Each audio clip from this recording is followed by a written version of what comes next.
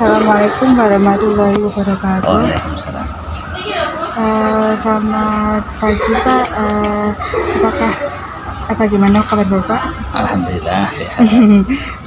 Oke, langsung mulai saja ya Pak wawancaranya. Untuk yang pertama, apakah Bapak menggunakan aktivitas berbasis proyek untuk melibatkan siswa dalam pembelajaran? Iya, menggunakan. Itu bagaimana ya Pak? Maksudnya dalam proyek apa Bapak untuk melibatkan siswa dalam pembelajaran? Ya, Misalnya dalam diskusi, dalam mencari suatu permasalahan, jadi kita bentuk kelompok-kelompok. Gitu. Baik. Lalu bagaimana Bapak untuk memastikan siswa aktif berpartisipasi dalam pembelajaran?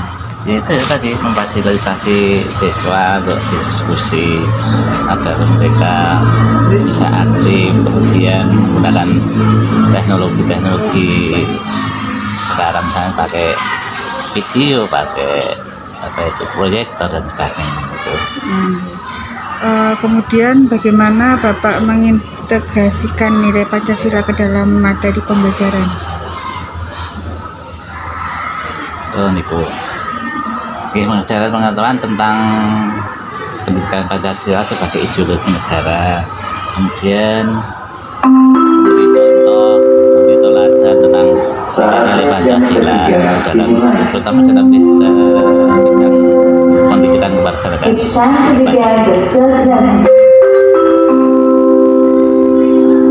Mohon maaf Pak, bisa diulang lagi soalnya karena apel. Mengajarkan pengetahuan tentang Pancasila sebagai ideologi, kemudian itu memberikan contoh teladan, kemudian toleransi, disiplin, terutama dalam mata pelajaran bidang pendidikan Pancasila. Lalu apa langkah-langkah Bapak jika ada siswa yang menunjukkan perilaku bertentangan dengan nilai karakter? Kita nasihati, kita beri contoh, kita arahkan untuk berperilaku yang baik, yang sesuai dengan nilai-nilai yang ada di dalam Pancasila. Dan bagaimana untuk mengidentifikasi kebutuhan individu siswa? Mengamati siswa, kemudian mengevaluasi pengetahuan di siswa, berkomunikasi dengan siswa. Lalu apa saja strategi yang Bapak gunakan untuk mendukung siswa dalam kebutuhan khusus? Memahami kebutuhan siswa, kemudian ciptakan lingkungan yang mendukung, beri instruksi yang jelas, kemudian kita beri motivasi pada siswa. Lalu bagaimana Bapak untuk menggunakan contoh dari kehidupan sehari-hari dalam pengajaran? Kita gunakan cerita tokoh-tokoh dalam masyarakat, tokoh-tokoh nasional misalnya, menggunakan cerita-cerita yang mengandung pelajaran. Lalu bagaimana Bapak mengaitkan materi Pancasila dengan isu sosial di masyarakat? Ya, Pancasila sebagai ideologi, sebagai pandangan di dalam masyarakat yang harus bisa diaplikasikan dalam kehidupan masyarakat. Tanpa nilai-nilai yang ada di dalam masyarakat, tentunya nanti masyarakat tidak mempunyai pedoman, tidak mempunyai pandangan dalam menjalankan kehidupan sehari-hari. Lalu bagaimana Bapak memberikan masukan kepada siswa untuk memperbaiki hasil belajarnya? Ternyata kita beritahu, atur jadwal pelajarannya, jadwal belajar, kemudian prioritaskan dalam belajar, kemudian ya cukup istirahat, cukup belajar, kemudian memanfaatkan sumber yang ada, sumber bahan yang ada, sumber belajar yang ada. Apakah Bapak menggunakan refleksi siswa sebagai bagian dari asesmen? Iya. Dengan refleksi mendorong siswa untuk berpikir tentang pemikiran mereka, mendorong untuk lebih maju dalam berpikir mereka. Kalau boleh tahu Bapak, untuk refleksi itu biasanya digunakan di kayak awal itu kan biasanya kayak untuk memperdalam materi yang kemarin, minggu kemarin, atau pas di akhir pelajaran. Kebanyakan di akhir, hanya di awal juga tapi juga di akhir. Lalu apa kendala terbesar Bapak dalam melibatkan siswa secara aktif di kelas? Kendalanya itu ada dua, ada kendala internal dan ada kendala ekstern ya. Internal dan eksternal. Dari internal itu kurangnya motivasi belajar, tidak cocok metode pembelajarannya.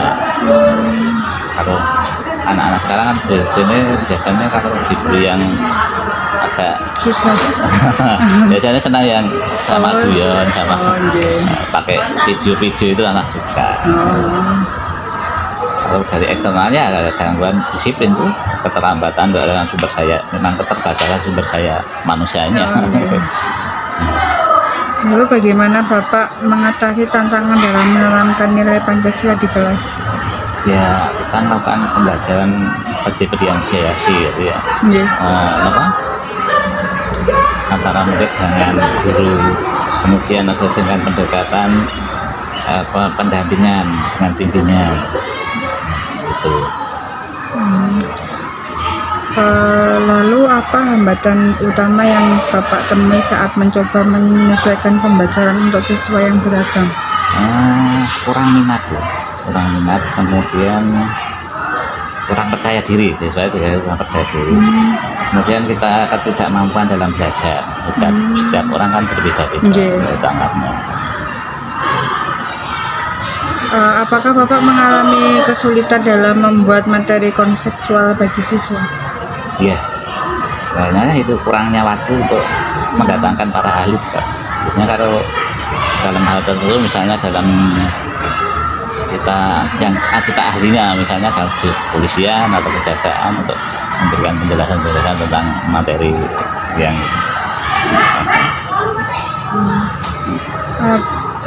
kemudian bagaimana cara Bapak untuk mengelola kesulitan dalam memberikan umpan balik secara konsisten? Ya, fokus pada tujuan. Kemudian umpan balik itu tidak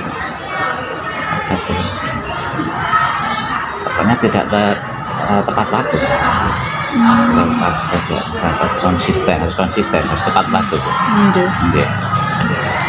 Lalu bagaimana Bapak menjaga keterlibatan siswa meskipun menghadapi kendala? Memahami, menentukan komponen utama dan memotivasi keterlibatan siswa, dan kemudian menerapkan strategi pembelajaran. Terus membuat itu membangun relasi yang baik antara murid dengan guru. Jadi kalau belajar ya antara murid dan guru harus saling pengertian, saling memahami. Ya, guru ini rangkai, muridnya rame, hari pusing. Bagaimana strategi Bapak memastikan nilai-nilai karakter tetap diajarkan meskipun ada hambatan? Ya, melalui keteladanan, penanaman disiplin, terus itu pembiasaan yang baik, terus pembiasaan Jumat sehat, bersih dan sebagainya. Kemudian menciptakan suasana kondusif kelas.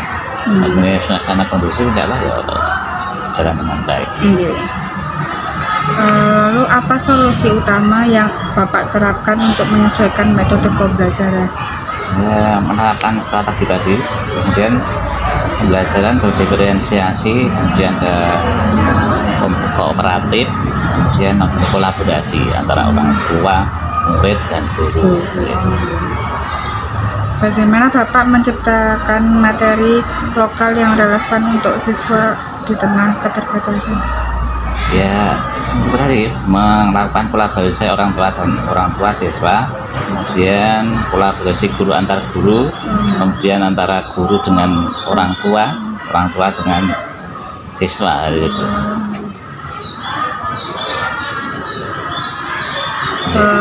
Lalu apa langkah yang Bapak ambil untuk meningkatkan efektivitas umpan balik bagi siswa? Memberikan umpan balik yang spesifik tentang eksklusif ya, memberikan umpan balik yang seimbang antara pujian dan kritikan. Jadi puji kadang siswa ada satu ya kita puji, kalau enggak ya kita kritik gitu. Memberikan umpan waktu yang tepat waktu itu. Baik Pak, cukup sekian wawancara pagi menuju siang. Bila ada salah kata, mohon maaf ya Pak. Wassalamualaikum Sama-sama. warahmatullahi wabarakatuh. Oke, saya warahmatullahi wabarakatuh. Mungkin yang di PPL Skripsi Pak.